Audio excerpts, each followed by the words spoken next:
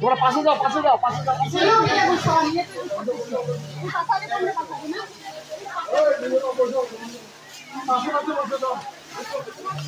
রাজা নরক রাজ সিংহাসনে আরোহণ করার পর মা কামাখ্যার সুদৃঢ় মন্দির নির্মাণ করে নরকের রাজপ্রাসাদে। নরক প্রতিদিন পূজা করে মা কামাখ্যা। উত্তর গুয়াহাটির নরকের অস্ত্র ভান্ডার পাহারাদার ছিল বশিষ্ঠ মুনি। মোবাইলটা ধরি না লাইভ কর নোটাটা ধরি আইছম ইয়ার হ্যাঁ নোটাটা ধরি আইছম তুই খালি ধরি লাইভ কর লাইভ এদি তো বশিষ্ঠ মুনি মা কামাখ্যার দর্শনে আইছে। তখন মন্দিরে ধ্যানমগ্ন রাজা নরক।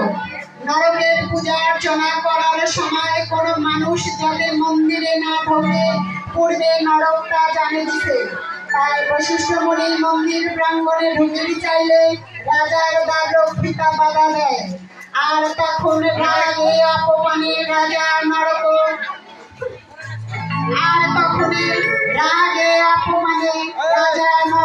অভিশাপ দেয় এবং নরক করে দেয় কামনা করে। এখানে বশিষ্ঠ মুনি চক্রান্ত করে শ্রীকৃষ্ণের সাথে গোপনে যোগাযোগ করে। এভাবে বশিষ্ঠ মুনি কুচক্রান্ত করে শ্রীকৃষ্ণের সাথে গোপনে যোগাযোগ করে। রাগ জ্যোতিষপুরে রাজা নরকের ইন্দ্রতুল্য বিপুল অর্থ ভান্ডার রাজস্ব সম্বন্ধে অবগত করে আর নরকে মিথ্যা জ্ঞানী করে। নরক 16,000 রমণী বন্দী করে রাখিছে, আরো অনেক অনেক নির্দোষ মানুষ হত্যা করেছে, এই কথা শ্রীকৃষ্ণ জানায়। শ্রীকৃষ্ণ ব্রাহ্মণ বৈশিষ্ট্যের কুপরামর্শে দ্বারকা থাকি সত্যভামার সাথে উত্তর গৌহাটি চলে আসার প্রাক মুহূর্ত শ্রীকৃষ্ণের বোন সুভদ্রা শ্রীকৃষ্ণের কপালত ফোঁটা দেয়, আর তখন ভাই ফোঁটা চালু হয়। কিন্তু প্রাক জ্যোতিষপুরের ক্ষত্রিয়রা ভাই ফোঁটা পালন করে না।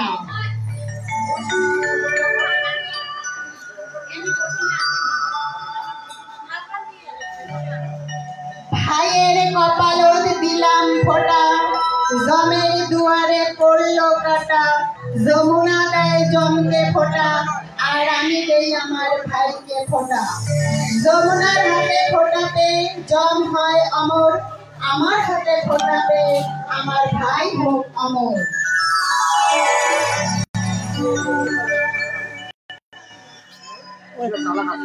শ্রীকৃষ্ণ উত্তর গৌহাটিতে চলে আসে।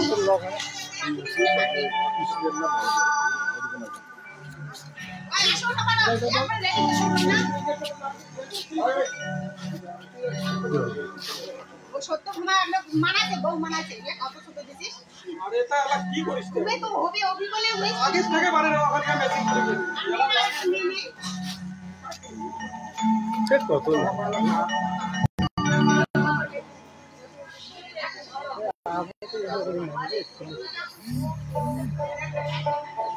বউ সত্য মামা কি বউ দেব না চলে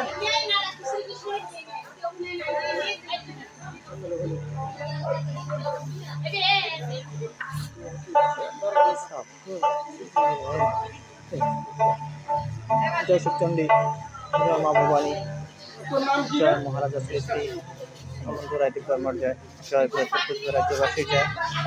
তো আজকে আমার বড়পিয়া রাজবাড়ির সৃষ্টি রহস্য যেটা নৃত্য, এই সৃষ্টি রহস্য মহারাজা শ্রী শ্রী অনন্ত রায়ের রাজবংশের পরিচয়। এই আমরা বীর শিল্পী মহাবীর চিলারের 515তম যে জন্ম জয়ন্তী উৎসব উদযাপন করে জানিয়েছে।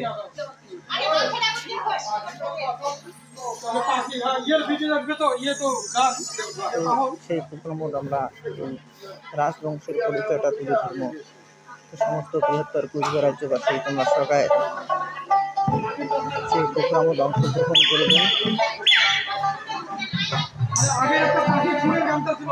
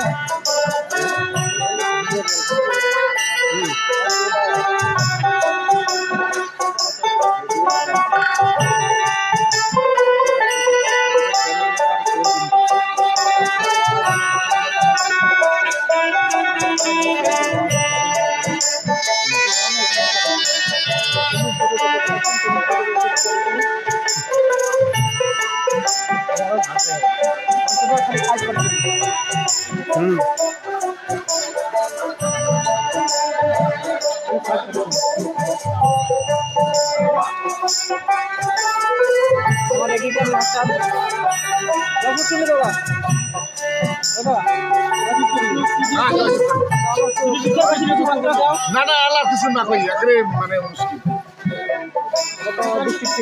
শ্রীকৃষ্ণ উত্তর গৌহাটিতে চলে আসলে নরকের অস্ত্র ভান্ডার থেকে সুদর্শন চক্র ও গদা অস্ত্র আনি শ্রীকৃষ্ণ দেন।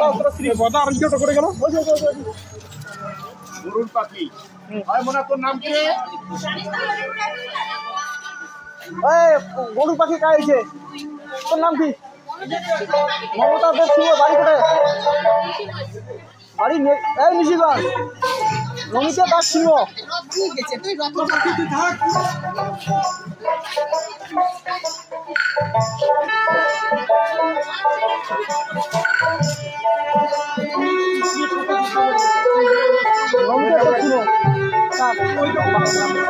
লম্বা লম্বু নরকের অস্ত্র ভান্ডার থেকে সুদর্শন চক্র ও গদা অস্ত্র আনি শ্রীকৃষ্ণ দেন। ওটা ইয়া ক্যামেরা হয় না, ক্যামেরা শেয়ার করব।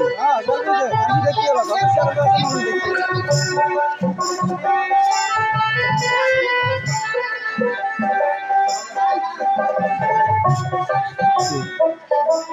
শ্রীকৃষ্ণ উত্তর গুহাটিতে চলে আসলে নরকের সুদর্শন চক্র ও গদা শ্রীকৃষ্ণ আর জানায় নরকের নিজের অস্ত্র সুদর্শন চক্র দ্বারাই নরক বধ হইবে।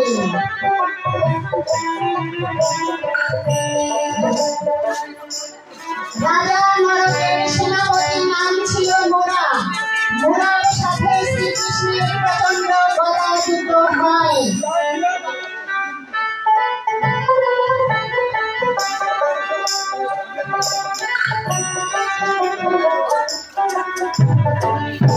রাজা নরকের সেনাপতির নাম ছিল মুরা। মুরার সাথে শ্রীকৃষ্ণের প্রচন্ড গদা যুদ্ধ হয়।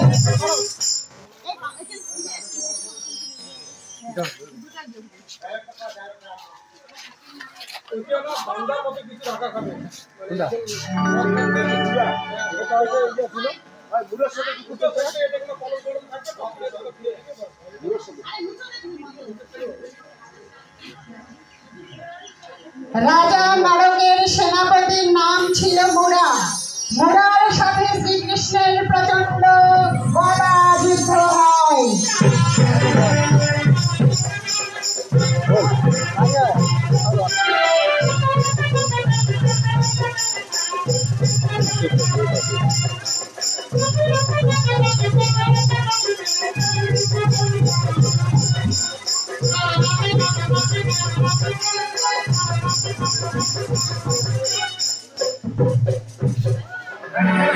পুরা পড়া দিতে হবে, পুরা পড়া দিতে হবে। তোর অস্ত্রটা ফেলে দেবো, ফেলে দেবো।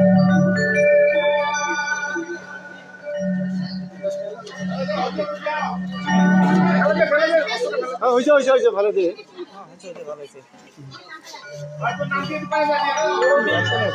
আরে ইয়ে গরমই আর মোড়া, গরমই। মরমি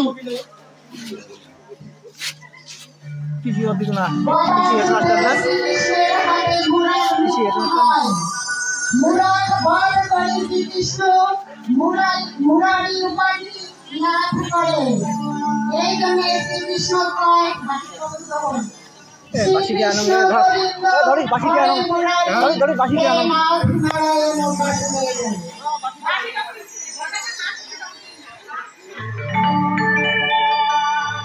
বাসিকে আনি ধরছে তোর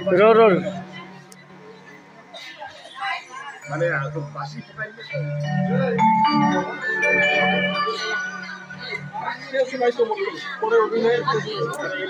আরে দুইটান বানে না হতো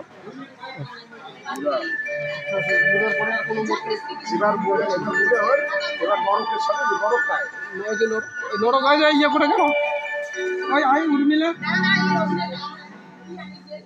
বাসি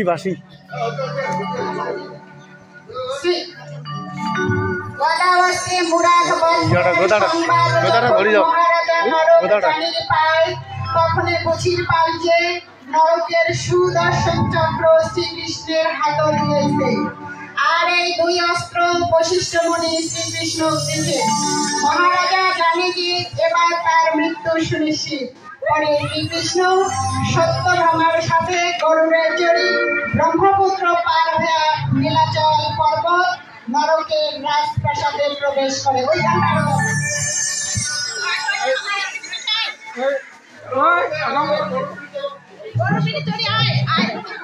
কথাগুলো শুনবো তো।